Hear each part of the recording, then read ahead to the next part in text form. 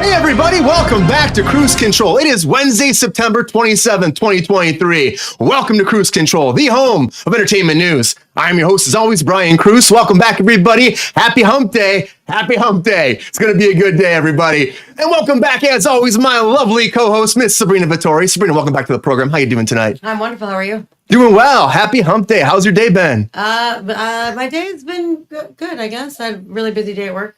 Yeah? Glad to be home. How was traffic? I know that's always the bane of your existence on traffic was not any great. day of the week. I made it on time this morning, so that's a plus. Nice. Well, welcome to Wednesday's edition. Happy to have you here as always. And you know, we don't have Sean back, but we do have Mr. Mike Casey. Mike, welcome back for this hump day edition. How you doing tonight? Hi, Mike. Hey, thanks for having me back. Sean's not here, so I got to say it. It's Wednesday, and if it's Wednesday, I got to be here with you guys on Kruse Control. Thanks for having me. There you go. There you go. You're right, Mike. That's what Sean would be saying if he were here. He'll be back. He's here in spirit, though, right? He'll be back, and Mike's got his official Kruse Control mug. Yeah. Hi, Ty. Hey, what's up, Ty? Welcome. Hi, Colossus Rex. And joining us for the very first time. Now, he's been in the chat before. He's a great friend of ours, friend of the show, Emmy-nominated actor. He's also a writer, he's also a producer, and he has his own podcast too. And a director. And a director too, and he's got his own podcast, The Frank Mink Show. He's co-hosting that. Everybody welcome, give a very loud welcome to Mr. David Goldsmith. David, welcome back to Kruse Control. Multi-hyphenate. Hello, how are you? How is everybody? Waka waka. How you doing tonight? Thanks for being here for the first time. No, it's the greatest experience I've ever had in my entire life. It's going to get even better. Let me tell you, I'm not lying. It's going to be a good night. It's going to be a great night. We got lots to talk about. Yeah, the warming gel's just starting to warm up. So we're in good shape here. But there's been a lot going on. And like, of course, everyone knows we've been talking about the strikes. We talked about WJ has a deal now, and there's a lot happening with SAG-AFTRA, and there's just a lot of news going on with the strikes and with the industry because of everything that's been happening. We're all gonna have some fun tonight, talk about other things. But because of these strikes, we have a lot of breaking news. Let's get it. Holy shit! Wow. All right, the very first thing I want to dive right into is, well, I'm going to call it Expendables. We talked about before, Expendables 4, but Expendables came out, and guys, it didn't do too well. If you're a fan of this franchise, it just keeps going downhill every time a new movie comes out. It made $8.3 million opening weekend. Now, with a budget of $100 million,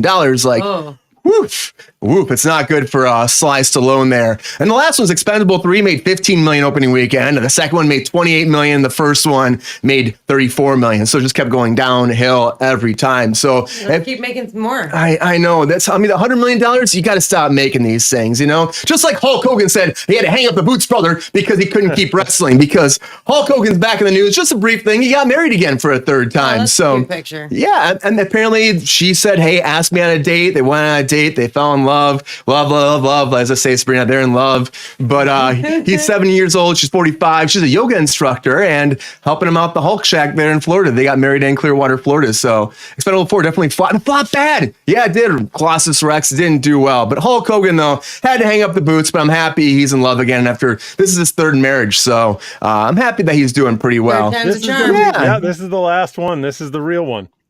You think this is the real one, Mike? You think this is going to be... This one's for love. This one's for love, Mike. Give him your best Hulk Hogan, Mike. She's pretty hot. I don't know. Wait, that's not Hogan. That's Randy. That was Macho Man. I can't do Hulk. I'm only a Randy Savage at heart. They're similar. Yeah.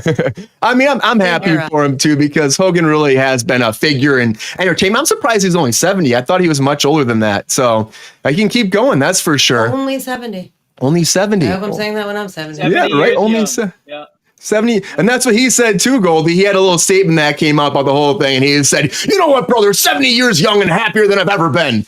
Yeah, there's my Hulk Hogan. If it was a Friday, I'd be drinking, but you know what do you do? You should just drink now. Just make it standard. Don't do impressions. But Hulk Hogan getting married and something else that might be happening, I don't know. This is Deadline saying that SAG-AFTRA next week will officially go back to negotiations with the AMPTP. But I got this information from Deadline, and then right after it came out, SAG-AFTRA actually emailed all the SAG industry, and they said to the members, they said, hey, if you've heard anything online, don't believe it. It's hearsay unless we say it. So Is it happening next week? I really don't know. I do know that we did vote to have a strike against the video game industry because right now the contract's been up for almost a year, everybody. Almost a year they've been waiting to get a deal, and they keep pushing it and negotiating. And finally they asked for a strike authorization. And I'm like, how long does it have to take for this to actually go down? Apparently a year in the video game world. At least, of course, voiceover artists have been talking about the same thing we've been talking about the other stuff.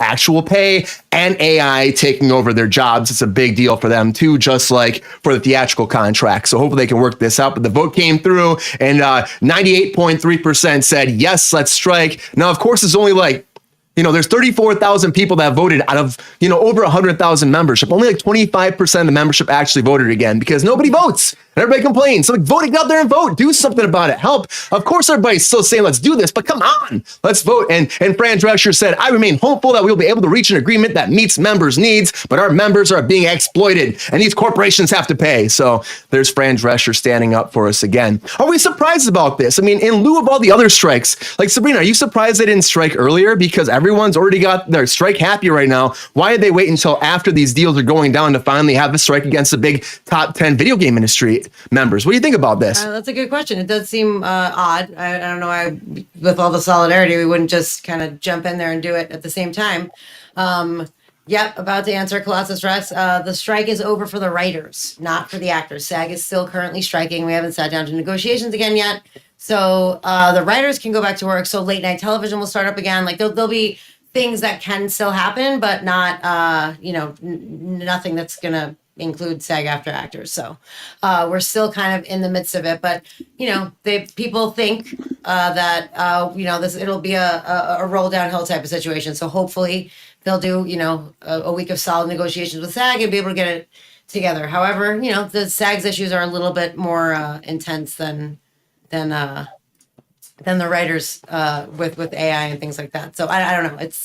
I'm hoping that we'll be working in the new year, honestly. Yeah, and as we said before, of course, it's ratified to the point where. Also, hi, Melvin Bradley. Thanks for coming back. Welcome back to Kruse Control. Thanks for being here.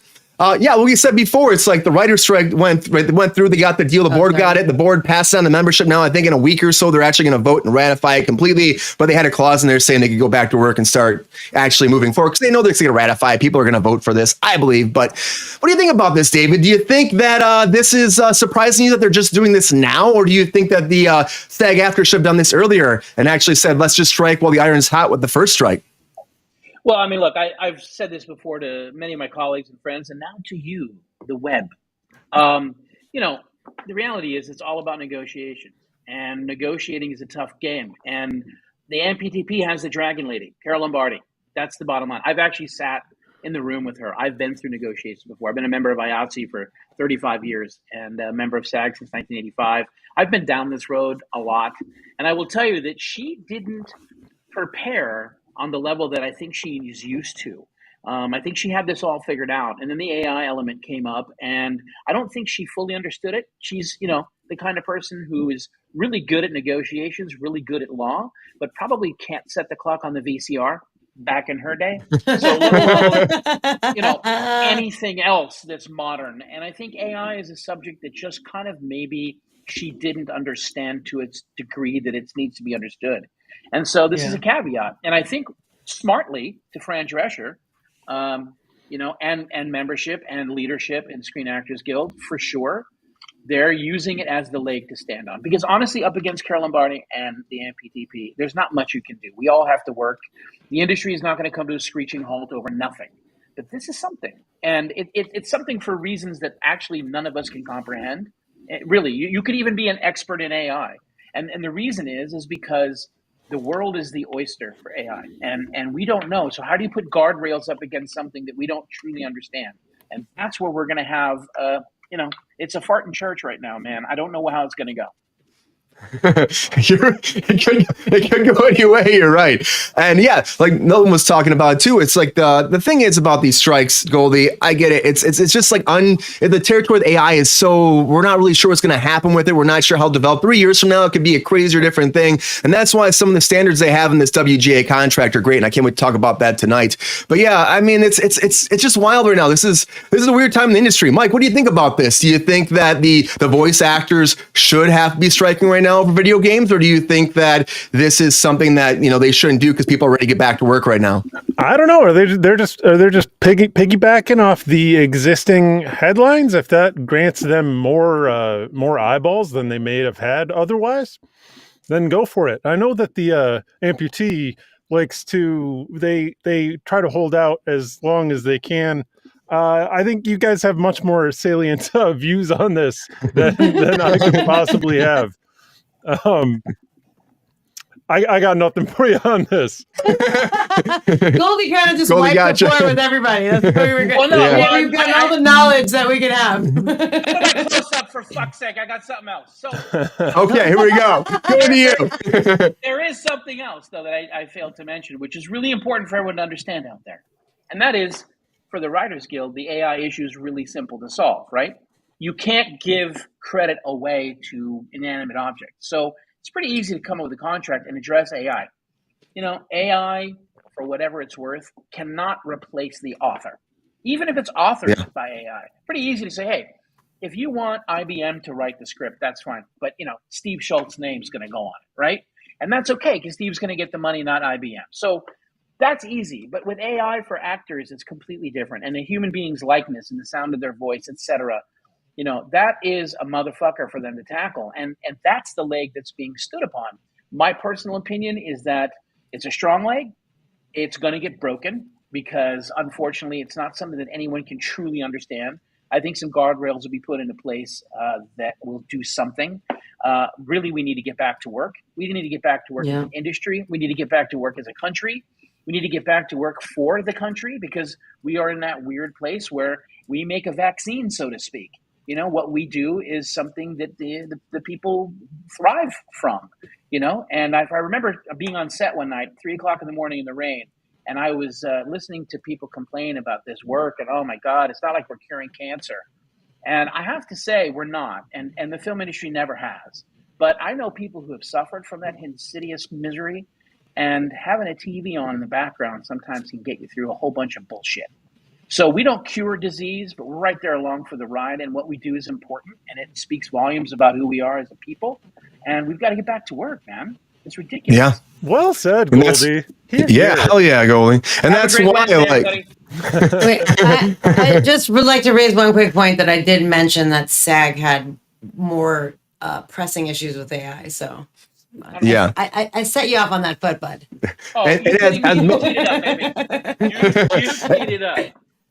And as Milton's saying in the chat, though, too, like most AI generated people look really bad and stuff, but they have been doing that too. Jay-Z. It worked on WandaVision. On WandaVision, they scan everybody. There was never background on set one time, and they just put them in later. So Marvel's been doing that for a That's while. crazy. And so I sometimes, couldn't tell that. I couldn't tell that. I had no idea. yep, as long as you get paid. That they're like, I guess I don't pay attention that much. Like I've never been like, those are fake people.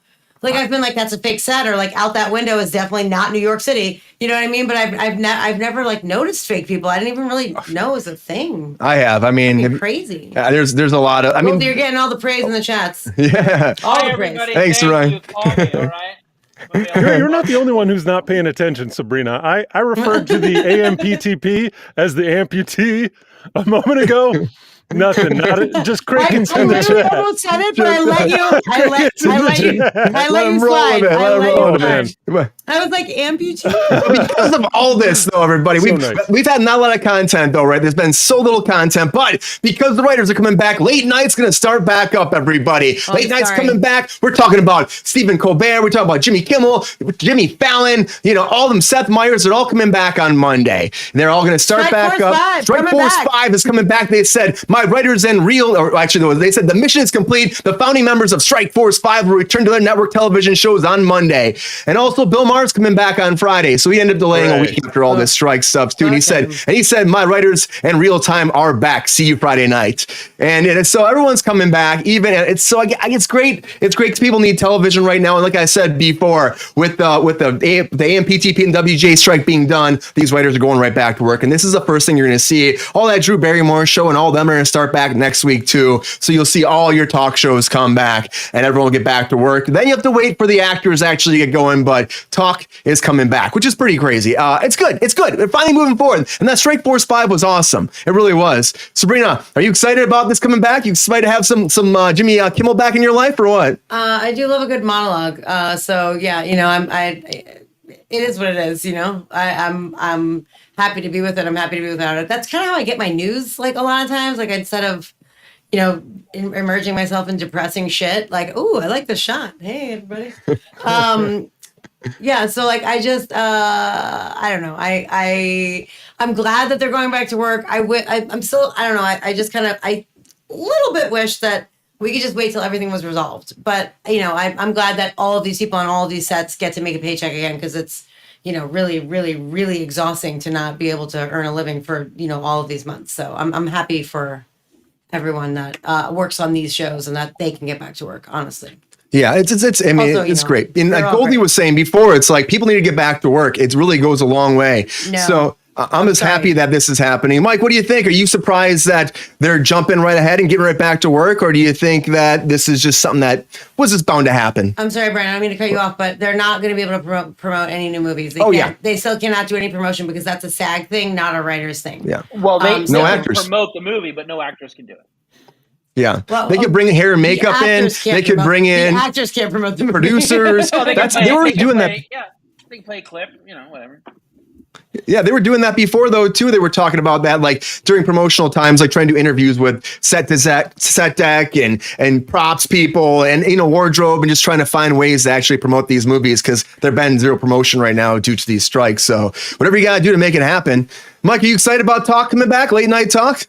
Yeah, I guess so. It's like Sabrina says, it's a little bit disappointing that they're not waiting, like, because maybe we are close. I don't know. I tend to be kind of a podcast guy, but I haven't tuned into Strike Force 5 at all. Did they? So good. That's a shit ton of talent in one spot. I know that they were intending to have Conan in there to at least do some guest spots, which didn't happen, but he probably would have read him the riot act on getting started too early. So maybe that's a reason why. Yeah, well, they didn't have Bill Maher in there. That's for sure. And he was going against with that. He was actually saying, I'm going back. So Goldy, are you surprised that they're doing this before the actual deal is signed and done? Or does this make sense to you that they would jump right back in? It makes perfect sense because the entire industry is fueled by advertisers, is fueled by money. And so people going back to work represents money. The goal to have solidarity, the goal to, stand up for what's right. Yeah. Okay. People have mortgages. People have lives. These crews have endured tremendous hardship waiting for jobs to return. So the late night shows are going to be missing the element of guests. Bill Maher recognized that. That's why he did what he did. Honestly, I think people jump down people's throats for so many reasons, and the importance of what we're going through right now. Really, it's just about labor. It doesn't matter what the industry is. We're seeing it with the car employees and the auto workers. It's 100%. about labor. It's about labor. It's about the chasm between what the people that are paying us are making compared to what we make. And standing up for that's right. And I feel bad for Bill Maher. I totally understand what he did and where it came from. Don't feel too bad. No, I do. You know what? I do. I feel actually, and I can't wait for everyone to start bitching about this. I actually feel bad for Drew Barrymore. I feel bad because they made a misstep. There's no question they did the wrong thing. But it was also misguided to a degree because it was coming from the right place. Bill Maher doesn't need the money. He's worried about his people. He's worried about his staff. He's tired. Everyone's fatigued. And they looked for a way around it. And that wasn't the right thing to do, and I totally disagree with them doing it. But I understand why. I think it came from the right place ultimately, and it's a rough time in our industry. He also said that all the things they were asking for were kooky and it's too much, and that they're not striking at the right time, and all this other dumb shit. He totally fucking doubled down to try to support his decision to get back to work, which was wrong. Like I said, it was wrong. But I feel bad because I know that the intention behind it was to get the people that are on the show working again and money flowing back. He got a lot of headlines for it. It could have been a cynical ploy. Sure. Oh, there's so much more. one group of people working though is not helping the cause. It's weakening it. Like it's like misplaced. I mean, I don't know. I get it's your people and you want your people to do things. Like I get it. No, but like it's hurting the cause. I totally agree. It's a different perspective. We all, Bill Mhm. Maher, he's got his own way of saying things. We all do, and that's cool. I would say, based on what I imagine was going through his head, was, hey, you know what? Nothing's fucking happening for months. I'm gonna fucking kickstart it. Yeah, we're at a standstill. Yeah. War of attrition. For me, for your listeners, my opinion of that is I don't know that was the wrong thing to do in its idea. In its practice, it was stupid. And I feel bad because I think it came not from a place of my 14 people on my crew have to get back to work. Of course, that was a motivator. I think it was just the fatigue of not being able to get back to work because we were at a stalemate for seemingly no real reason.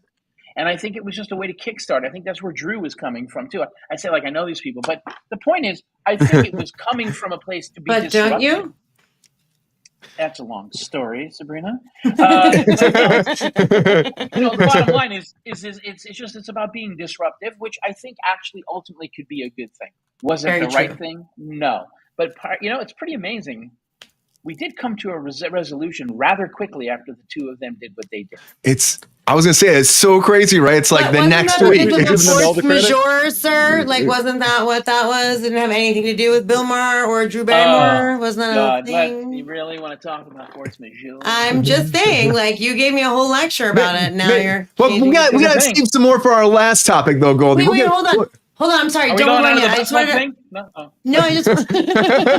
No, we already did that pre-show. After show. I just want to address Milton Bradley, Colossus Rex. They were talking about what movies are even coming out. A lot of people pushed their films because there couldn't be promotion. So once this is all resolved, a shit ton of stuff is going to come out that was supposed to come out and that they helped. You know what I mean? Because of the fact that actors could not promote the films. So that's a big thing. And then also, Lord Dracula, I'm not sure if this is a question or if you were just saying this. I think that's a statement. They tried to keep them going, and then they got, especially Drew Barrymore. There were other shows like The Talk and Jennifer Hudson that went down, and they didn't get the heat that Drew Barrymore got because she was the first person to move forward. Yeah. And so, it's like Sabrina said, it can hurt negotiations, but people have been suffering for a long time. So I want everyone to be able to work, but it's just if you have some things going and other things not going, like it's not a standstill, they're still making money, and it puts you in a place where you don't have as much bargaining power, I double down. What they did was wrong, but I do feel bad because I think it came from a place not to be. Especially Drew Barrymore. I think hers 100% was even more so. She was she had that video she put out where she was crying on TikTok or Instagram too. She's an actress. That's true. She took it right down too. It wasn't it wasn't like Amber Heard tears. I'm just saying, it wasn't in that level. I'm just saying. No, look. Yeah. Yes, it was sincere. They sincerely fucked up. But I do think that it came from the right place because ultimately you can't look to a bunch of actors and performers and comedians to be the moral standard in business practice. You just can't. It's a stupid thing. Yeah. That's like asking a steamroll driver to do your fucking facelift. It's stupid. But the thing is, it's coming from the right spot. I think Bill Maher's a douche, and I like his show, actually. I've watched it for years, and I don't agree with everything he says or where he's coming from. I think he's very entertaining. Yeah, I'm in the same boat. He is. Yeah, I mean, I don't think he's a harmful character. I think he can be, and because people are fucking I think idiots. And Drew Barrymore was crying. But the thing is, but I think it was more for her. It was more than him. I think she was way more empathetic about the whole situation. He was just like, "Fuck it," She is, or at least her delivery of that. You would definitely know. 100%. Yeah. Well, it is time to get back to work. It is Goldy. It's time to get back to work. And someone that is harmful and maybe getting back to work very soon is John Wick, because John Wick 5 might be happening, everybody. The thing is, in this last one, you would think that's the end. And Keanu Reeves, apparently, after everyone has said, this is definitely time to kill off John Wick, I can't keep doing this. He apparently has told the producers over and over again, the second, the third, the fourth one, he kept saying, hey, guys, can we kill John Wick off? I'm getting too old for this. He says, and apparently he's like, he busts his ass, so he goes like 120% into everything he does here, every stunt, all the action, the jumping, the kicking, the John Wickness, like he's in this thing. So he's just saying it's tougher and tougher the older he gets, but they said, we gotta leave about a 10% chance of you coming back. Now, it does seem like he meets his demise in this one, but now they're saying they're trying to figure out a way to bring him back again, see if they can work it out with Keanu and make another one come forward. But they said, we all want another John Wick movie. We all want it. It's going to be all hands to try to figure out how we can figure it out. But no, we can't figure out, then we won't be one. If we can't figure out, we won't be one. And that's what it is. No one wants us to do one just for the sake of doing it. So they're not just going to force it upon you, but because of the outroar, people have been saying they want more, how well it does for him, how it's kind of rejuvenated his career to a way that people are like, they see him as this kick-ass action star. I want to say kind of like Liam Neeson got when he did Taken. It kind of happened with him too with this. And I think that people just want to see him do more and more and more of that. And they just don't want that to end. But as you get older as an actor, it's harder and harder. And it's like harder and harder to like make another good movie happen and make it work and make it just be as good as the last one. Don't turn off the money machine. That's the rule, right? Oh, Mike, what do you think? Are you ready for another John Wick 5, Mike? You want it? Even if all the cartilage is gone from your knees and you're bruised and beaten with a fake katana, which is, I have to presume that fake katana bruises are his primary complaint. You can't.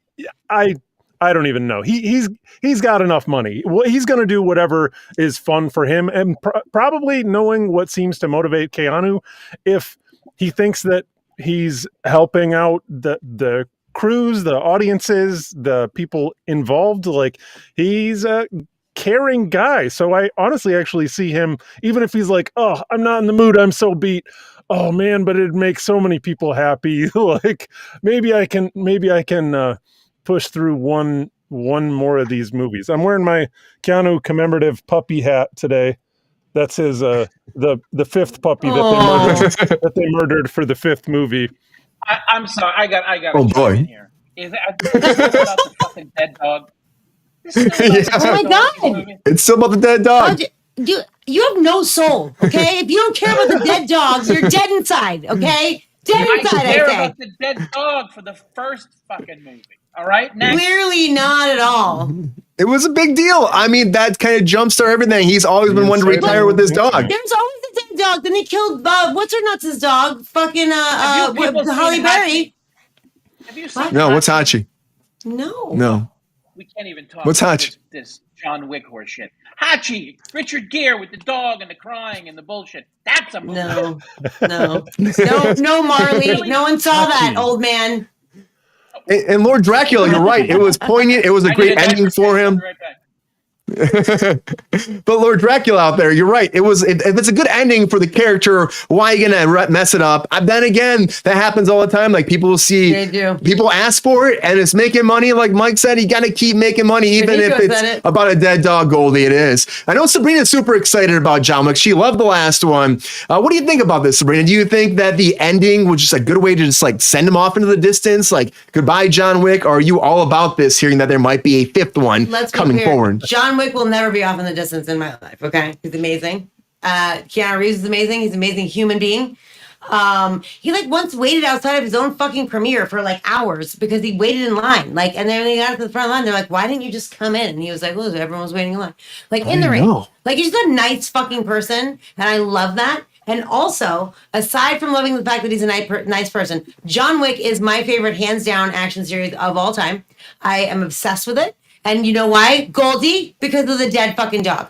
Don't fuck with my fucking dog. I will fucking kill you. And I appreciate that he killed every motherfucker in that first fucking movie. And I was along for the ride for the rest of it. Lance was fucking amazing in those fucking movies. It's a spectacular cast. It's a weird and fucked up but amazing premise. The choreographed fight scenes are some of the best I've ever seen. Like it is so, and I'm so impressed with him and what he's done. Also, Keanu, like how in the fuck do you like ride a horse and kick the shit out of somebody like that? What? How many people did he fucking kill after one? All the people. All the people. I would kill All literally, the people. literally all. I would blow up a nation if they How killed my many dog. people did it take to kill a puppy? Don't make me put Peppy on my lap, because I will. Okay, don't fuck with my fucking dog. It's a systemic issue. So, Goldy, are you a fan of John Wick, though, at all? Do you think this is a good money grab, or do you think they should just, like you said, let John Wick die in the grave with his dog? No, I mean, I get the first movie. I sat through it. I was like, okay, you know, I'm going to kill 37 fucking people over a puppy. Fine. Okay, that's great. But if 5 of these fucking things, I mean, that's the problem. The writers should just stay on strike till they come up with a new fucking idea. Oh my God. No. Listen, I say that all the time. To be fair, like I hate the fact that people reuse IPs and fucking go prequel and sequel and quadruple. It's like enough is enough, honestly. 5 movies is a lot of IPness.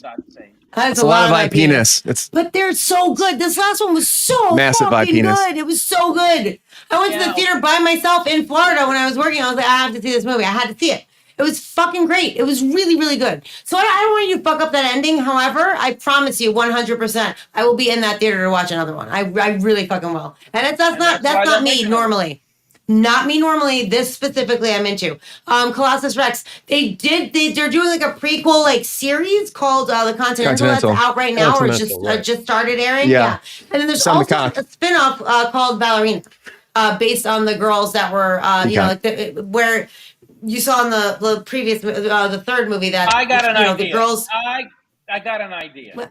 Why don't they do a spin-off, Rex's Revenge? The puppy's third cousin who had trouble nursing. I hate you so much. You can go fuck yourself. To take out John fucking Wick. Hey, it could work, baby. Rex's Revenge. Had trouble nursing. He was getting pushed off the 6th nipple by his little puppy brethren. Oh, Okay, I cannot. I cannot. The hind tit. No. That initial puppy was an asshole. That's what they don't tell you. They don't tell you. Rex's Revenge. See it in theaters next November. There we go. I mean, the sky's the limit right now. They're already doing spin-offs and prequels, so you never know. There might be a spin-off about the dog, Goldie. It might be a great spot to get. True. You're right. Which is what I'm saying. It's the choreography is fucking amazing. It's a great story too that the stuntman actually was his stuntman before in the Matrix movies, and he's like, "Hey, if you ever have a movie, and just do it, I'll do it." And they did together, and and it became this huge franchise. So and massive, and they're gonna keep making them. I guarantee. Even though the 5th apparently has this great ending, like why would you let it just be there, let it live in that moment, and don't ruin that ending? But honestly, it all comes down to money. I think a 5th one's coming. It's just like how they're doing a Squid Game reality show, everybody, talking about the money. And you've probably seen Squid Game because a lot of people have. Now they're doing it for real. While they shot it before, of course, talked about there was a lot of problems on filming. People got frostbite. People were going to the hospital. People were getting injured during the filming of this too. But now it's actually coming out. The first trailer came out for it too. And they got 456 contestants going for $4.56 million. And they're getting put in those tracksuits, getting put out there in those fields with that big doll to play, red light, green light, and all the games, even the falling platforms there too. But the challenge is coming out, and of course, they're still shooting season 2. Everything's been delayed because of the writer's strike and the actor's strike, but that's going to be coming too after this. But this is coming out first, and they're calling it As They Compete through a series of games inspired by the original show, plus surprising new additions. Their strategies, alliances, and characters we put to the test while competitors are eliminated around them. So that's right. There's a Squid Game challenge coming. So I don't know about this. I really don't. Like the whole idea is like, you're killing people off. So yes. how do you do a reality show if you're not actually killing them off? That's the question. And because are they gonna shoot with paintball guns or something? They're gonna just what are they gonna do to make this work? I really don't know. What do you think, Goldie? Do you think they actually can kill people off without killing people off? Honestly, the Squid Game got me through the pandemic in a lot of ways. I really loved it. I love everything about it. But the bottom line is for me, to the point of who asked, are they going to kill people? Whoever said in the chat, are they going to really kill people? I mean, that's what I tune in for. Everything else is a bunch of douchebags kind of sort of risking it for some money. I'm not into it. You know what I mean? I mean, it's great. The Squid Game, the show was tremendous and a great window into other cultures and how they see things and how they express themselves. And it was a great eye opener for the 90% of Americans that don't have a fucking passport. But the thing is, for a reality TV show, a bunch of fat people from Iowa running around and not getting hurt, I don't know what the draw is. I just don't see it. Yeah, I don't really see it either. I think that they're kind of. It just seems like it's not something you do, but I get why they would do it though, because as a studio, you see, there's a game right here. We can actually put the game on and it'll work and people can actually compete and it can be fun and people would love to do it because it's culturally impacted so many people. And it, again, ties into the COVID stuff. People were watching during lockdown, but yeah, I don't know. We'll see, but let's watch the trailer together very fast so everybody can check it out fast. Here's the trailer for the challenge.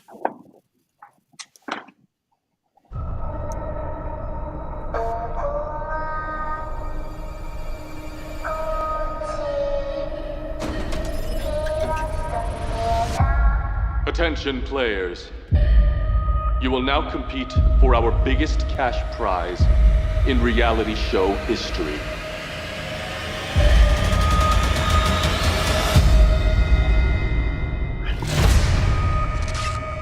You have got to be kidding me. Oh my God. $4.56 million. People do a whole lot worse for a whole lot less. That's what they picked. The challenge. Of 456 people, that was the best soundbite they had from this fucking show? Are you kidding? Yeah. Thank you, Tell them Sabrina. how you feel. Sabrina, would you watch this? Do you think this is a good concept for a reality show, or do you think they should just leave this to the TV? Depends on how bored I am. Probably not. Honestly, no. I agree with what all the things that are going on in the chat right now. Like, I totally believe with it. It just seems so ridiculous. Like the whole what made it so crazy and so riveting and so like intense was the dynamic of the show. Like the way that they got people to play the game. Like the whole brother situation was fucking crazy. Like the rich, it was like the whole, like it wasn't the games. Like the games were, I mean, it was riveting to watch, obviously, but like the games were secondary to like the actual fucking show, which, Lexi had mentioned in the chat, like it's insulting and whatever. And how many pores are involved. You think there was a little cultural analogy going on there that might have been a little bit more salient than the games they were playing? I mean, I'm just like, it's just, 100%, but not even cultural. Like, just like people, they picked people who were, thieves and fucking had no money and like fucking gamblers, people who had debts, like people who, like even people who weren't like fucking or pretending to be something that they weren't. Like, it was all people who are literally willing to risk their lives for money. You know what I mean? Like, it's not, I'm going to a reality show. I'm just going to run and play red light, green light and hope I don't get hit by a paintball. Like, it's ridiculous. Like, it ruins the whole point of the show.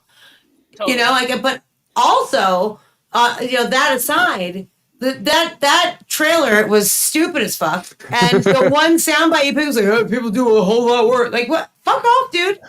Like, what do you mean? Like, that's ridiculous. A whole lot worse. The fact that's what you have from filming however long it took you to film this nonsense. Also, what are you doing? Like, what are you doing? How are you really? Okay, you know what? You're out. She saw red light, green light. She saw you move. You're out. You come over here. Come over here, guy. You're out. You're out. Number 64. You're out. Come here. Next. All right. You're gonna cross. Like, fuck off. It's just it's ridiculous. Honestly, I see that, and I live in Los Angeles. If you've ever driven the 405 northbound at 6 o'clock on a Friday night, it's way more fucking risky than that stupid ass game. It's crazy. Crazy. Yeah. If you don't live out here, Mike, what do you think about this? Would you watch the Squid Game reality show, or do you think this is a hard pass for you? I think Sabrina makes a very good point. Are we going to get all the very desperate backstories of all these people? Which is, that's not unusual for our reality TV. We get to hear how their grandma has cancer, everything that they lost in the war. It's not America's Got Talent. That's what I'm saying. John Wick's on America's Got Talent. You hear about how he lost his dog. Oh, my dog died. Yeah, I mean, I think we're hearing it. Lexi and others have mentioned here in the chat, like, in many ways, this series was a critique of commodification as a culture, and desperate people at that, becoming commodified. So even it's on one level, that coming out as a series, but they had a point to make. And then to make an actual game show, they're commodifying the critique of commodification. So if you've ever wondered what Morpheus meant in the Matrix when he said the desert of the real, that's what he meant. This is hyper reality. It's an Ouroboros that's twisting back in on itself, so that we can't tell that they were actually trying to make a point when they made the Squid Games. So morally, this is fully repugnant. For me, fuck yeah, I'm gonna watch it. This shit's gonna be great. I'm excited. Right? What are the stakes? Like, I mean, $4.56 million. That's what the stakes are. More. It's just going to be a commercial leg, or everybody's going to tune in for the second season. Dude, for red light, green light, a couple people got fucking frostbite or some dumb shit. Like, it's not. Rein it in. Yeah, rein it in. We need safety officers. Oh God. Yeah, that's exactly what I'm saying. Though, look, the kids version's coming. The Squid Game worked because it was compelling. It was about the dregs of humanity who possibly deserved a second chance, up against the evil empire, so to speak, about money. And it was a social commentary. It was compelling, and you fucking died if you fucked up. That's awesome. I mean, I'll fucking watch that forever. I can't wait for the next one. But me neither. We are the my problem name with is society. Marjorie Smith. I'm a mother of 12. My uterus hangs out when I run. I hope they don't make me run. Who fucking gives a shit about this? It's ridiculous. Oh, I'm going to get hit with a paintball. Like a whole lot worse. $400 million.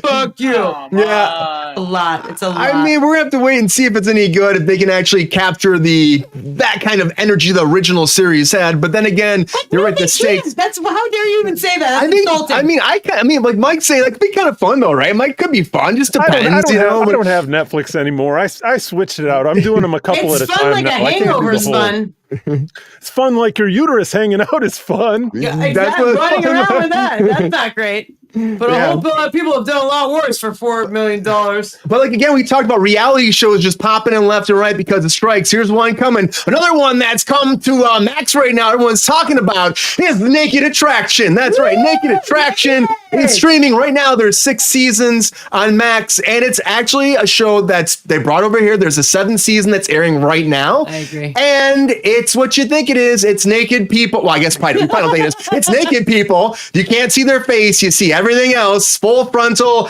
everything out there. You can't see the face, and the people ask them questions and judge them, and then they pick them at the end if they want to be with them. So yeah, full frontal. You see everything in here. Naked Attraction, but it started. It's a 7-year-old British reality show. That's where it actually started, and it came out. They did 0 advertising for this. They just dropped it. It dropped into their top 10 and their most popular list. People just went crazy for it. You've seen it online. There've been like talk show hosts saying they binged it at home. They're loving it so much, to people like Ben Shapiro being like, this is a natural outcome of society when the only thing that matters is sex instinct. And even the Parents Television Council saying this is pornographic. It's a new low, and demanded that the show be taken off of Max streaming service. But Ann Richardson says no, who's been hosting this show for 7 seasons now. But would anybody go on this show? That's my question. Goldy, if you were single and you were ready to mingle, would you go on Naked Attraction and find your love interest? Listen, Brian, I appreciate the question. Thank you very much. I'll let you know that we just don't. It's not fair. I'd win, and I would want to give the contestants a chance. I don't know if I'm the right guy for that particular show. When you have what I have, that's not. I'm not the right contestant. Honestly, I would not go on it. I can't wait to soil some tissues and watch it. But, this is not, I'm not a candidate for this one. I can't spell, so Wheel of Fortune's out of question. I'm not a Jeopardy guy because I can't figure out the fucking capital of whatever. But this I can sit through. Maine. Leave me alone. Yeah, Bangor. 3 times in the past 2 days. Augusta, for fuck's sake.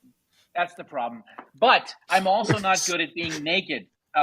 So yeah, I'm not going to be on this. Like I said, I'll watch the fuck out of it. I'm quite lonely, and I'm going to enjoy it.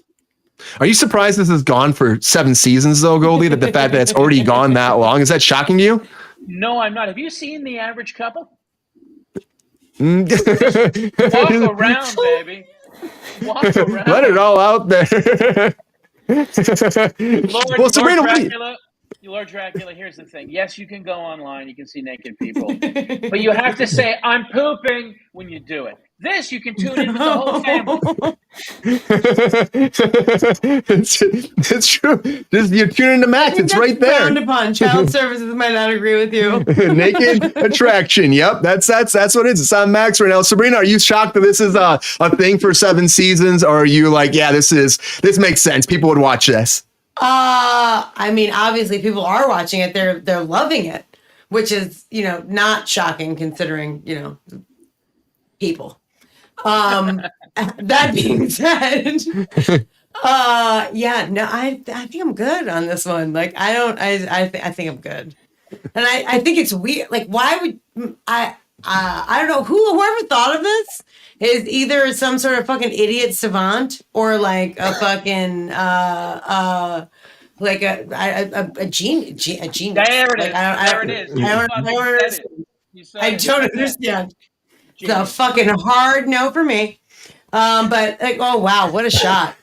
What a shot! Is that Jacob from the bar? Is that from Giants? Is that? Wait, I think I know that guy. Oh, you said the faces were blblurred. Yeah, I was going to say, to clarify, at the beginning they start like that, and they start doing games and stuff like that. Those grapes look And familiar. then you Those can grapes see- look, I've seen them grapes before. I think they were on Fruit of the Loom somewhere. I don't want to see naked people. I would have loved it when I was 10. That's There's spectacular. games. Yep, there's games. There's competitions. Oh my god, they should do There's a no celebrity sex though. day. Yeah, There's apparently no no one would sex let though. that happen, They but draw the yeah. line at the sex, so that doesn't happen. They No, draw a line at the sex. So you stand there and like do this. They should for, do a like, naked edition of some naked attraction. The helicopter You're like, competition. It's like, what? I got a shot. I got a shot. There you go. Helicoptering is one of the events. Mike, would you watch this show? Are you shocked by this? Or are you like, yeah, this is great? Those are my two options. Grab your pearls. Think of the children. Clutch your pearls. Yeah. Yes. Grab your grapes. Think of the Then. How about children. that? That's a great The idea. thing. Got newsflash, guys. We're all naked all the time. Underneath our clothes, every single one of us has a naked body. I could not give two shits about this. Like, is the moral majority them coming out of the woodwork? Is that because it's too convenient if it's on HBO? Like, you can't. Like it's 2 button clicks to switch an app and get to hardcore pornography. Like, if the issue is like, let's say, the objectification of bodies and the way that might damage the children. Like, have you seen the way fucking advertising works? Like, they fucked that up in the 80s when Ronald Reagan said that the GI Joes didn't have to do a little lesson at the end of every episode anymore, and they could just be straight up toy commercials. Like, I can't care about naked bodies. Will I watch it? I might. If people are saying that it's Yes, cool, people I'll love do it. It's horrible, but maybe 6 I'll seasons. watch it. 6 I'll seasons watch right it. now. People Wait, like we're it. coming. They're filming. They're filming the 7th in We're- where's it? Britain, England. Where? UK, yeah. We're glossing over what works about the show, and I've never even seen it. But I'll tell you what works. I love how people are giving us our greatest hits in the chat. Stop us from Of course, opinionating. we all want to see fucking superstars, but that's not what makes the show so great. It's like Larry, the postal worker that has hemorrhoids, Right. is on this fucking show. That's what you want to fucking see. These scumbag, crazy fucking lunatics who are like, oh, naked, roll dice and play checkers. I want to do that for money. Fuck that. Sounds That's fun. Great. Oh yeah, And maybe you find love in entertainment, man. That's incredible. It's like, oh, Susan has a skin condition and she loves sailing. Tune in. That's fucking awesome. Sitting there like this the whole time. I don't want to see Gal Gadot. Fuck her. I want to see fucking Susan with fucking a rash, man. That's fucking TV, baby. So you're saying it could be the cure. It could be the cure Yeah. for the images that we've been projecting to our children. 100%. I know. Gal Gadot's super hot. I mean, I would watch that with the celebrities, but yeah, you're right. What they want, that's that too about the breakdown that it made it great because it was all body shapes, all walks of life. Nobody cares, and they were just having a good time trying to find love. So no, but listen, you're thinking about it in a way that like it's like, oh, it's gonna be hot people. It's not hot people. It's regular people. Goldie's 100% right. That's the thing, and that's why I think people are praising it or enjoying it. It's like, oh, they're making normal bodies okay, like as opposed to like, a perfect 10 coming at you. Yeah, I mean, I've not seen the show, but I can imagine it's like a British accent. Like, Laura, do you like Steve's nipple hair, or would you pass him up for Larry, who has a limp? I mean, what a fucking idea for a show! It's dating game. It's naked dating. It's like, whoa, I don't like moles. I'm out. Whatever. It's fine. Yeah, you're right. Right away, you're done. You're like, I'm out. Nope, X you. Get out of here. I don't care about your fucking. The hair is too popular. Too much. Another person's like kind of sexy. You sick? It could be. To each his own. Yeah. To each his own. It opens up a whole new world for game show. That's all I can say. And they're loving it on Max. But now, if the Squid Game was naked, I'm tuning in. Season 2, they're do naked as opposed to kids. That's not seen Susan with a rash, and it's an A+. Just FYI. Well, I gotta tell you, the streamers are always looking for content, but they're also doing something else. They're forming an alliance, everyone. They're forming an alliance. I'm sorry, Brian. They probably should, but they're trying to get up an alliance together to promote their interests to politicians and to government entities. Now, there was a news station. This all went down because a coalition actually formed of local news stations. And the organization of owners of more than 600 local TV stations were trying to change the way that streaming deals were negotiated with local TV. And there was a current loophole right now where they're able to actually negotiate with the network owners as opposed to the local TV stations. And when that kind of came out, they were trying to push forward some bills. Netflix, Warner Brothers, or I said Max, Paramount Plus, Peacock, everyone started getting on board like, hey, we have to actually form a coalition to supersede this so we can actually get, governmental control over what they're going to try to do. Because they don't want the government to come in and regulate their programming. They're saying they're the future. They're also talking about how they've helped push diversity by hiring a lot of people and diversified shows in their content. And if the government's able to control them a little bit, that will all go away, which I think is kind of ass backwards. I don't think that's going to happen. I think it's more about them getting too big and also regulating this whole Wild West. But they're pushing forward the Motion Picture Alliance. They've actually been talking to them too about working together so they can get some kind of deal where they can control their rights over the federal government. So this is very new. It just went down. I said it came down after that local station was trying to get some regulants, and they're like, no, we don't want this at all. We don't want it this. We like the way things are. And they had a poll that came out after they formed together asking the membership if the government should have some control over them. Like, well, you see, people don't want that. The poll came forward. They're like, people don't want that. It's like they like what we're doing. So believe them that we shouldn't have any kind of regulation. I mean, I think this is happening because of all the strike stuff out there, all the negative press for streaming services. And I think that people are saying that people are getting a cut of the pie.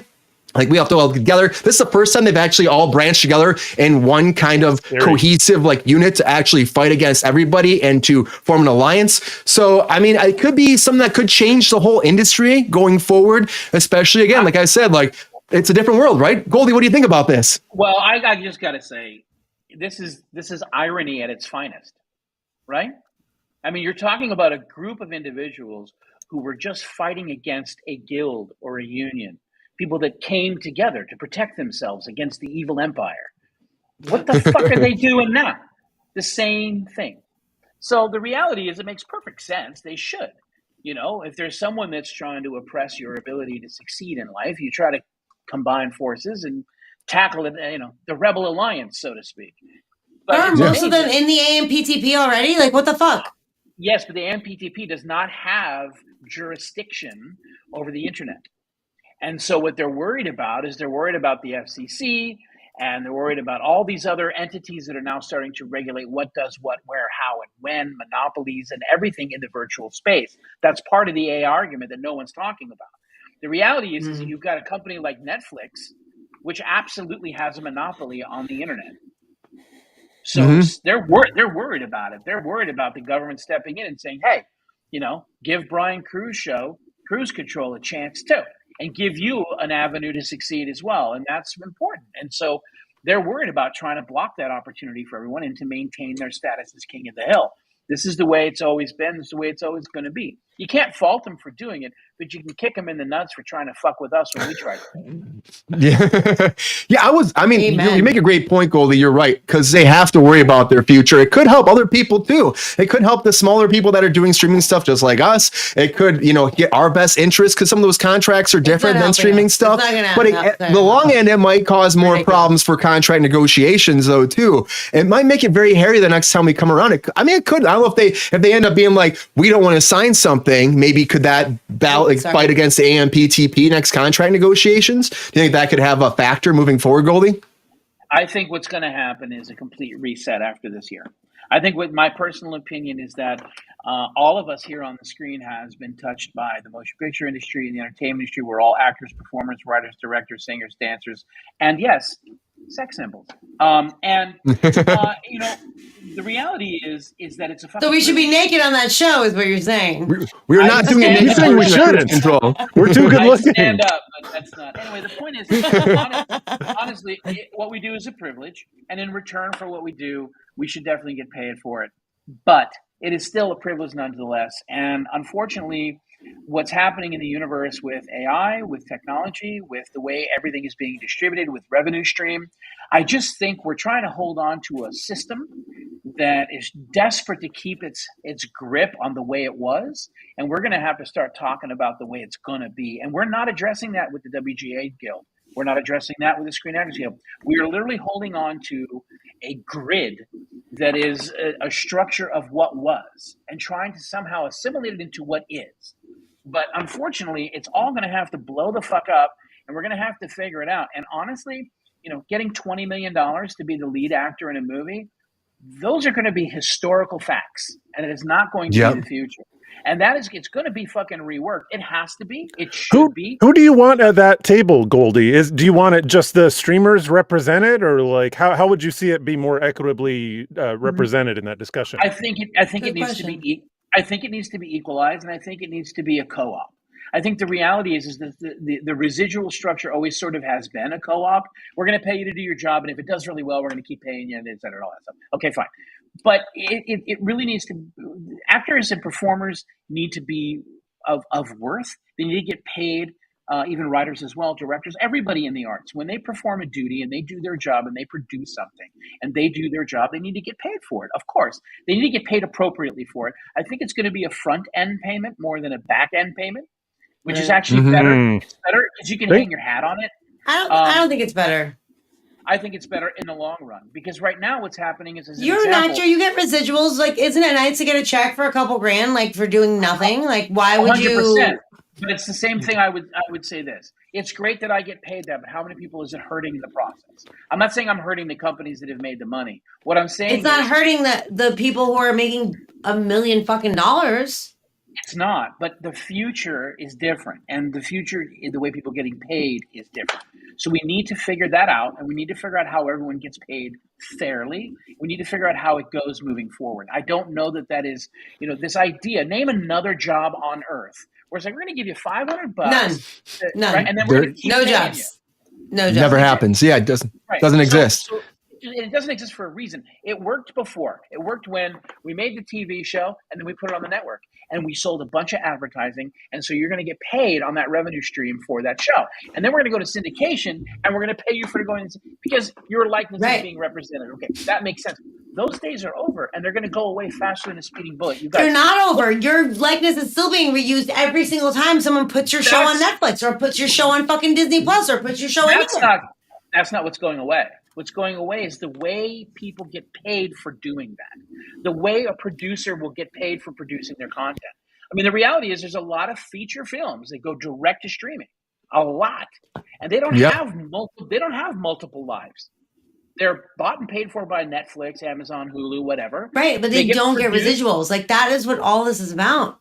I mean, a large portion. Huge part. How do you keep paying people for something when there's no new revenue streams to justify payment? They're making a shit ton of money. On subscriptions, not on your show. And that's who cares? It's still maybe my shows made the people have subscriptions. There might be some sort of a fucking give. There might be some guidelines for this now that we have the deal details from the WGA strike that have come forward. And that leads me to our featured story of the night. Let's see it. So many things.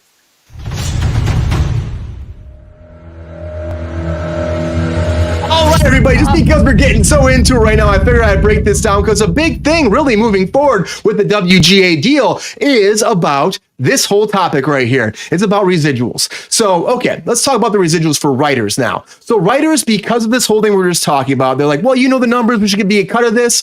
Well, they decided to do a bonus now. There's going to be a bonus for writers for new shows on all the streaming services like Netflix, Amazon Prime, Hulu, all this. But it depends on the success. They're saying if 20% of the subscribers are watching this content, then a bonus will go out in the first 90 days, it says. Then the bonus will go out to the writers involved. It's a TV show. The bonus is between $9,000 and $16,400. If it's a movie, the bonus is $40,500 for a feature film. That's the kind of residuals they're talking about, but they're talking about a narrow window within 90 days of it first pulling on the platform, and then it's a cut that way for those 90 days, and then it's done. So it's not a long-term residual thing, but it is a way for writers to get paid. I think the idea is it might be something they'll propose to actors too somehow. We're gonna have to wait to see about this, but that's a big bonus that's going to be moving forward. Something else they were talking about was the writer rooms. So the writer rooms, they were pulling for 6 writers in the room. They wanted it for the green light, the pre-production stuff all the way through. They wanted them on set, and they wanted 6. Well, now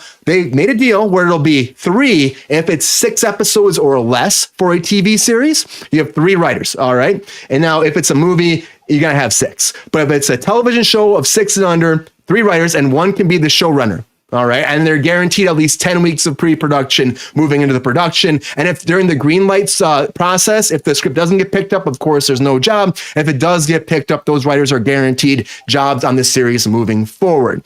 So that's big. But now let's say if it's a 7-episode series, right? So if it's 7 episodes to 12, they need to have 5 writers on board. Now, if it's 12 or above, it has to be 6 writers on board. So they got their 6, but it has to be for one of the bigger shows, which kind of makes sense because if you have more than 12 episodes, of course, you're going to need more writers to be doing more episodes for the producers. For them, it kind of works out, I think. Now, for those shows like White Lotus or, that are like a one-offs, we have 1 writer and that's it. Those are still being allowed solo writers for those projects, but it can only be 1 writer. That's their idea. They create it. They're the showrunner that's going to be doing all of the scripts, and then there's no other writers involved with that. And so those are big moves because they were going back and forth with this, trying to figure these things out. Another big thing they were trying to figure out was the AI.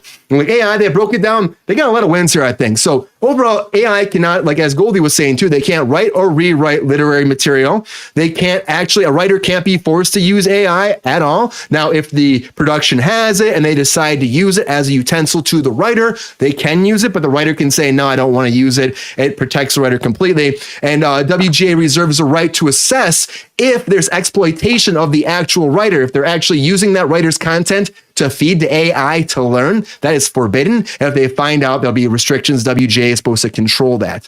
And there's also little things like teams. So there's a lot of writing teams, and their big problem with that was health and pension.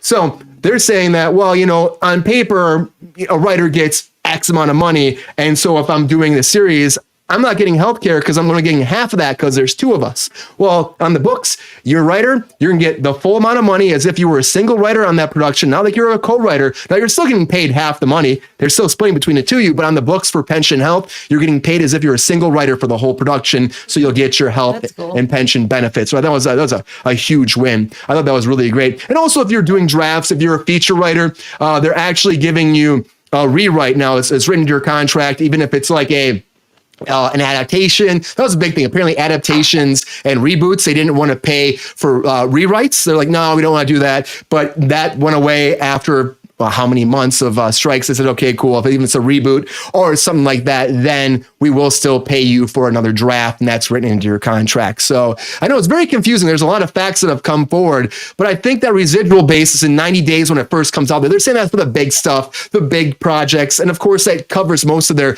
direct to streaming releases, theatrical movies or, television series. So they'll be getting paid for that 90 days, depending on if 20% of the viewership is there. And they're supposed to release release that information to WGA, but that's a little bit hairy too, because everyone's like, show us the numbers. And they said, well, they're going to release it to WGA committee in the front people, but it's not necessarily going out to everybody. And it's like discretion based when they can actually release those numbers to their actual talent. So a lot of big updates on the contract, and I see why they signed it. I see why it went through.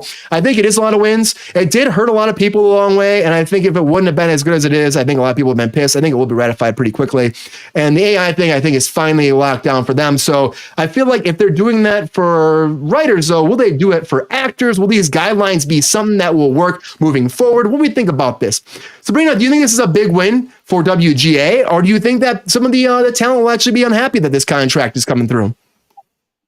I mean, I'm sure there's always going to be people who are disappointed. Absolutely. I think that it is still kind of vague-ish. There's a lot of things that I do agree Show us with. the numbers. And I think that yeah, show us the numbers is right. Which is part of the problem, because they don't show us the numbers from the streaming services and things like that. So yeah, I don't know. It seems to be worded well. It seems like it's checking a lot of the boxes.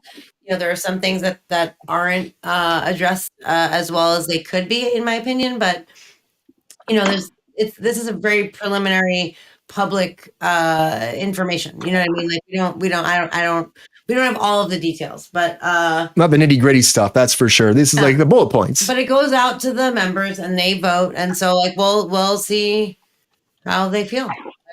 I can't. I'm not in the WGA. I'm in SAG. So I hope that this is good enough for everyone, and I hope that everyone's happy, and I hope that you know, we can move on and start working fucking again.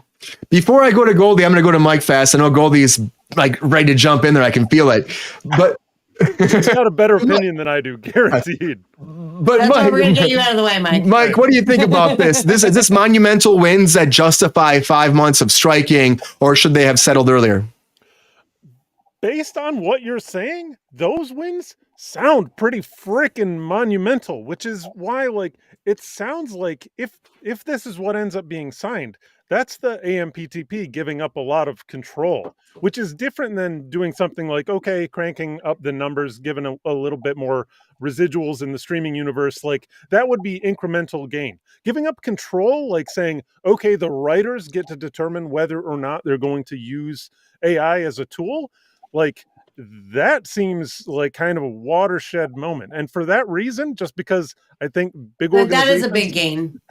Big organizations have a problem giving away that amount of control. Obviously, I don't know what the inside of the room looked like, but it smells a little off to me. I'm wondering where they're going to make their cut. What's the sneaky backdoor that they've developed so that they don't have to, give up their share of the goods, which up to this point have been unjustifiable.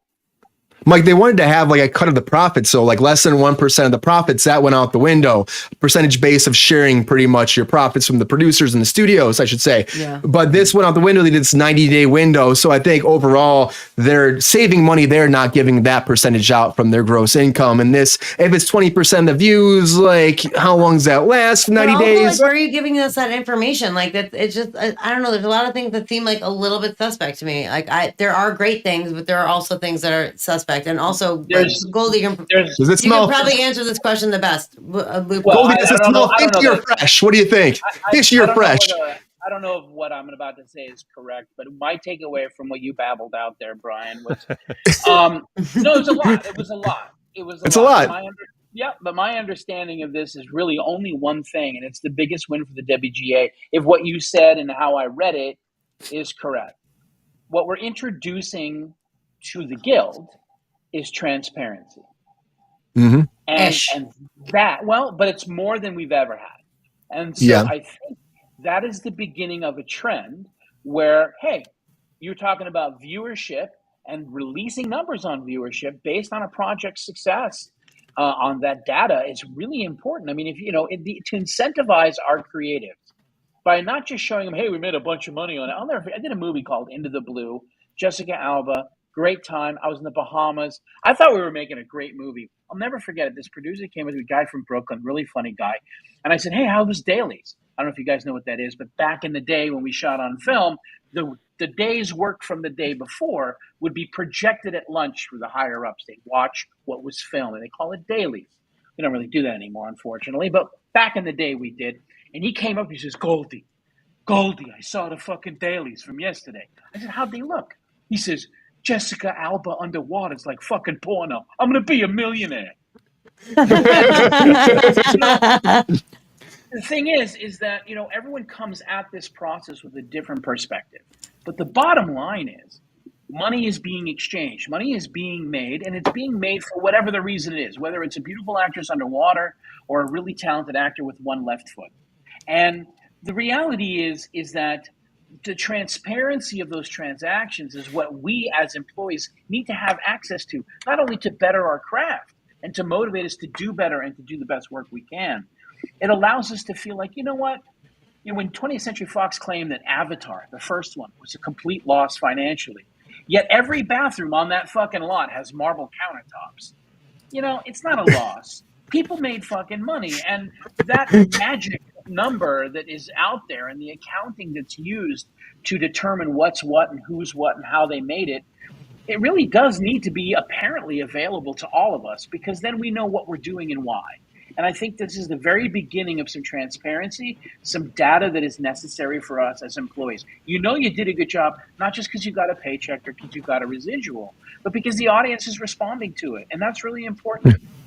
Yeah, I mean, they've been holding back on that for so long. And you're right. Even if it's like we're only giving it to the committee, we're going to be very select who gets to see the numbers. The fact that it's coming out there, at least the higher ups have an idea what's happening. And there is some like verbiage apparently where they can leak down some things, but it's not. I think you have to be working on the production and then they can tell you some of it, but they haven't really dove into what the finer details of that is. So we'll find out probably more when it's ratified and put out there. Maybe we can get a hand in the contract, but it's a good stepping stone forward, and it will help people. And the money's there. They found a way to do residuals somehow for 90 days at least. It's not like nowadays where people are getting paychecks when they worked like 10 years ago, for like 2 cents. Like those days are going to be gone. And I think Goldy, I think we were saying before with residuals, I think they are just trying to get rid of that. It was a different day back in 1960s. I think that it is hard for actors to have a steady paycheck and to keep working, to just be a regular working actor, especially the ones that are hopping between 5 productions in a week. It's tough. It's very tough. And for residuals to be there, it helps those people keep the lights on. But as a producer, as a studio head, I see them being like, why are we paying people for work that's done? Okay, but now let me bring up that same algorithm you just created. So let's just say you did a day on Ant-Man, as an example. Yeah, as an example. And you did that. Amazing, isn't it? I've known people who have worked on that. So brilliant. And the point, very handsome people too, Brian. Anyway, yeah, I mean, if you like that sort of thing. The point is, let's just, for argument's sake, you got paid $1,000 for the day, and all in, after residuals are all said and done, you walked away with $5,500 for a day's work. Yeah. Right? Yeah. Cool. Now, let me ask you a question. Yeah, pretty fucking good. Why don't they just pay you $5,500 and move you along your way? And that's the future. The future is going to be properly paying people for the work that they do so that they themselves can hang their hat on it, build a budget, live their life, buy a house, raise a family. And the studios themselves can say, here's our labor costs. Because this particular system is a fucking mess. And that's what these strikes are about. But that's what the AMPTP is relying on. They're relying on the fact that they need to somehow adapt and evolve towards the future so that we have an industry to work in. We're privileged to do it. We're going to continue to do it. But the bottom line is that we have to evolve. What was is not going to be the way it is. The way it is now, again, this is the death rattle, guys. I'm sorry to say, I'm not saying I agree with it. I'm saying we have to assimilate and evolve. That's it. What was is okay. So you have like actors that are not working all the time. Like they're the people who are wealthy and rich and like making a shit ton of fucking money is like 2%. 1%. You know what I mean? 1.5%. Over $1 million. Well, but I'm saying like 2% is probably wealthy. They live good lives. You know what I mean? Like this, but everyone else is fucking living in a fucking 2-bedroom apartment on Laurel Canyon. You know what I mean? People who have fucking been guest stars, regulars on shows, people who have had their own shows like for fucking 5 seasons, but then like, you know what I mean? Like there's no, like, there was a time where you would do a job and like let's say you were on, I don't know, Friends, but they're all obviously bazillionaires, but you know, like still today, to this day, a friend of mine, day player parts, couple day player roles, still getting ginormous checks in residuals for that show because the network is making so much money. I get all that. I'm not disagreeing that's fucking awesome. It's totally awesome. But the point is like now you're on the streaming service and your image is getting used 1 billion times a day. They don't give you any of that information and you're not getting any money for it. Like, you know what the answer would be? You know what the answer is going to be? I mean, I'm sorry. I wish I did. No, but I'm not trying to be a complete douchebag, even though I know I am. No, you're not being a douchebag. You're amazing. I love you. I love you. Take care. But the thing is, the bottom line is that's what was. And so, you know, when I first started in the business, I remember there was a grip who came up to me. It was like 3:00 in the morning on a Friday night in the rain. I use that example all the time. Those were a lot of nights. We've all done those. Is it Ladder 49? Are we talking about Ladder 49? Yeah, whatever. Point is, it was miserable. And I remember one of the key grips or some fucker, you know, old fucking douchebag was like, this is a fucking nightmare. They used to pay us a premium for this. They had night premiums. Yeah, but you don't fucking know nothing, kid. I think I know that guy. Yeah, we all do. He farts a lot. Anyway, the point is, you know, I wasn't around for some of those benefits. I mean, there was a time in our industry where, you know, the key grip wore a fucking suit and tie. There was a time in our industry where if you worked on the weekends, they paid you extra. There was a time where if you went after midnight, they took care of you. Those are all things that are gone. Things should get better, not fucking worse, though. I agree with that. There should be protections for your health, your well-being, and your finances. What I'm trying to get at is, I'm not saying I like it. I'm saying that I see a trend moving forward. This is a privileged position. You and I and the rest of us that have been there when we had night premiums, we can hold on to that all we fucking want. But I'll tell you, the 12-year-old kid right now that wants to be in Marvel movies, in 5 years' time, when there's no such thing as residuals, he's never had one. He never knew how great they were. And they said, we're going to give you $5,500 to jump from that green screen to this green screen and say, and they'll be thrilled. He'll fucking do it. And he'll take it. Of and course. So will the future generations. And the reality is the MPTC but that's is not fair. banking on that. It's not they fair. They just keep fucking us more and more and more. But it's not fair with the night premiums that I never enjoyed. It's the evolution of business, and it's the evolution. If more care is put but why does the evolution of business go against the working person as opposed to going against the corporation? But it's not going against the working person if there's going to be protections in place for people driving home late and not driving and falling asleep at the wheel. So you can get a hotel if you want, and then we'll call you and then we'll fire you because you asked for a hotel. There's also that stuff happens, but fucking stupid. Also, they should just take care of people those late days. The grips are not set builders. They help with lighting. Basically, they set up flags and manipulate the light, sun, and they manipulate the light. 100% manipulate the light is what they do. Sort of the Home Depot of all filmmaking sets. But the thing is that. But what I'm trying to say, Sabrina, is I'm not in agreement with what I'm saying. I don't like what I'm saying. I'm not trying to say I agree that we should get rid of residuals. I'm saying that it's going to happen, and we have to be prepared for it. We have to be prepared for it, and we have to realize that when we're dead and gone, I mean, they're burying me in a coffin the size of a piano. We know that. When that happens, there's not going to be a lot of people. I hate you so much. I hate me too, obviously. But the point is, there's not a lot of people that are going to be giving a shit about what once was. They're going to care about what is now. And what is now will always be a decent paycheck for a privileged position. And they capitalize on it and bank on it. That's the way it's going to be. But a decent paycheck for a job that you book. As an actor, the most middle-of-the-road actors book maybe 10 jobs a year. Okay, how are you supposed to live your life on that? Tough business.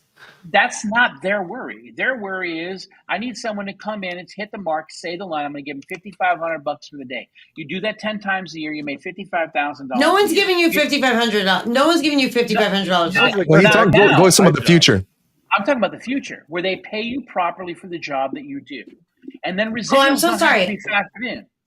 I miss her. I thought you were talking like yeah. When you said the $5,500, I thought that you were. I thought they were saying for like a week of work or whatever, which is what you get as an actor. Like you get $5,500 for a week. Like let's say if you did a part. No.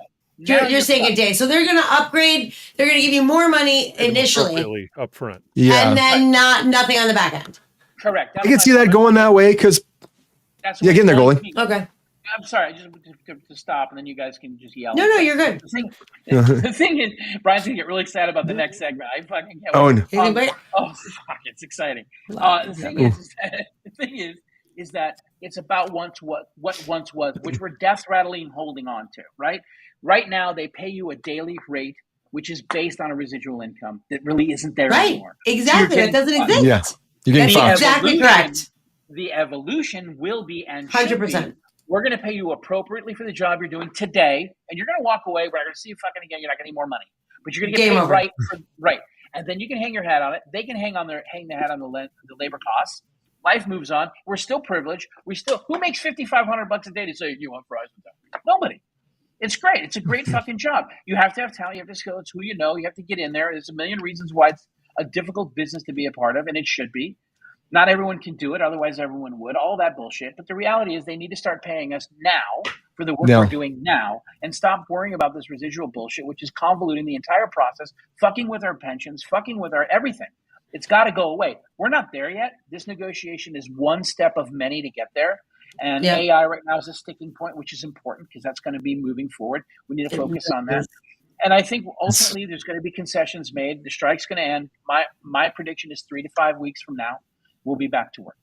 And we'll be back to work reluctantly. I don't think we're going to all get the deal that we want, but I think it's a step in the right direction. And I think if transparency can be introduced to the Screen Actors Guild negotiations, it's going to help everybody. It'll be huge. And Milton was putting something out there too, saying that AI scripts are out there. But the one thing about the WGA thing says they can't just use AI scripts now. That's the one thing they actually won there, being like it has to be. They can use material created by AI, but it can't be the source of things. That's the big win for WGA. But yeah, I think you're right, Goldy. I think probably like 4 to 5 weeks. I think the fact is when they get back to the table, that's a week of negotiations. Hopefully it does come next week. SAG-AFTRA still said that don't believe that yet. They might make them sit a second now. Writers can get back, start writing scripts, start getting stuff ready. Productions can start getting ready. And when they need actors back, they can finally figure this out, settle it, and then get people back to work, which would be huge for the industry. And the residuals are a big thing for actors still too, Goldy. I don't know. We'll see what they do with this. Hopefully they start paying people better. That's the biggest thing. That's why these increases have been so big over every year, like 11% and 6 and then 5, because they want to get up to a better paying job so people can have a working living and actually be able to pay their bills. And hopefully in the future they can do that, even if it means the death of residuals.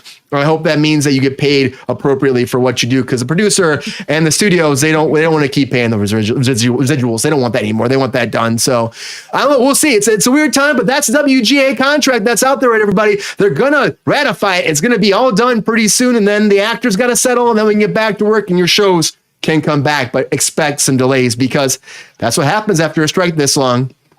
Anyways, everybody, thank you so much for being here on Kruse Control. As always, happy to have you here. Happy Wednesday. Happy Hump Day. It's been a great program. As always, just love having you. People in the chat, thank you for coming back. Milton, Dracula, thank you. Appreciate the people out there joining us. Colossus Rex, thank you so much. Mike Casey.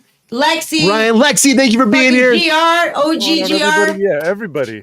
Everybody. K-Pro. I knew you were in there somewhere. Get in there. Yeah, thanks for joining us, guys. Goldy, Mike Casey, thank you. I can see why they call you Goldy. Solid gold, baby. Solid gold. Thanks, Brian. Thanks, Sabrina. Thanks, everybody in the chat. We love having you with us. Thanks for having me on, you guys. Appreciate it. Thanks, David. Thanks, Goldy, for being here. Please come back. Again, you can check out his podcast on Apple Podcasts. You can see it on Spotify. Listen to it on Spotify. It's all over the place. Goldy, tell people about your podcast a little bit before we get out of here. Let's get a minute. Well, we do it naked, which goes in line with that. Nice.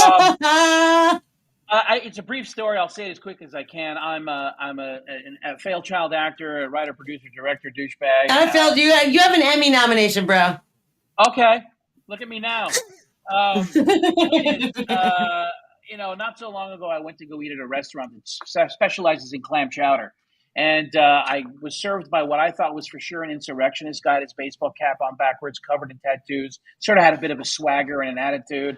We started talking. He brought out a bowl of water for our dogs, which was eating with us. I said, he can't be that bad of a guy. I'm paying the check, trying to make small talk. Actually, I was kind of nervous. He was threatening, kind of scary looking. And I said, so what's in the chowder? I mean, it's fucking delicious. I don't know. What am I going to say to a guy at a chowder restaurant? He goes, never had it. I don't know. I said, what are you talking about? He goes, yeah. Good Frank impression. Yeah, it is. He says, yeah, I've never had it. I said, what do you mean? Are you working a chowder barge? He says, yeah, I'm kosher. And I'm thinking to myself, even my dead relatives, Jewish relatives, are upset about my 2 tattoos. This guy's covered in them. And I asked more about him. Turns out his name is Frank Mink. He's a former neo-Nazi white supremacist skinhead. Was tried as an adult at 17 for attempted murder and kidnapping. He was a neo-Nazi skinhead. He's a terrible fucking human being. In fact, a lot of his life was used as inspiration for a movie called American History X. And yeah. Holy shit. So, yeah, guess what? He denounced it all. There's a long story behind it. He got out of prison. He befriended an African-American gentleman who became a dear friend. He started working for a Jewish guy at an antique mall and realized Jews weren't so bad. He had a swastika on the side of his neck. He was one of the first people in America to get a tattoo removed. And he spent his entire life speaking against hate and racism. An amazing human being. But the best part of the story and why I got involved is that after a talk one year at Syracuse University, I believe that's how the story goes, a rabbi came up to him and said, "That was a very interesting conversation about your past. You know, it's impressive to hear that from a Jew." He says, "Excuse me, you heard about my past. I'm not a Jew." He said, "Oh, you're a Jew." Did a DNA test. He's a Jew. Oh, yeah. And his life is amazing. He is a bona fide kosher Jew, former neo-Nazi white supremacist skinhead. And we have an amazing podcast called The Frank Meeting Show. And we try to update as much as we can. He's around the country all the time doing speaking engagements.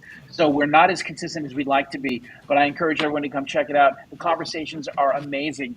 And we recently had a guest named Daryl Davis, who is a... amazing episode. Yeah, he's an African-American jazz musician who befriends the KKK and gets them to leave the KKK. It's unbelievable. It really is one of the most interesting podcasts I've ever listened to. Is that episode? It's spectacular. Yeah, really good. It's a spectacular. I'm a complete pussy, and I'm not an activist. But through Frank, I've really learned a lot. He's a cop watcher. He's an amazing human being, and he deserves the opportunity to repent for what he did and to have some amends. And that's what his show's about. I'm kind of the co-host. We have some fun with it. He's got a great sense of humor, and the stories are compelling and amazing, and that's why I'm a part of it. So thanks for having me on the show. Thanks for letting me mention that. Absolutely. Yeah, hell yeah. Thank you for being here, Goldy. Everyone check it out. It's fantastic. You're going to love it. I get Goldy saying the great stories, great conversations, and you're just going to have a fun time. And I mean, this guy right here, everybody, right? This guy right here. That's all I can say. Awesome. Thank you for being here on Kruse Control. Appreciate you as always. Hope to have you back sometime, Goldy. Thank you for taking time out of your day for us. Talk about some movie stuff. So it's great. But anyways, everybody out there, thank you so much for being here. Please like and subscribe. Join our Patreon if you can.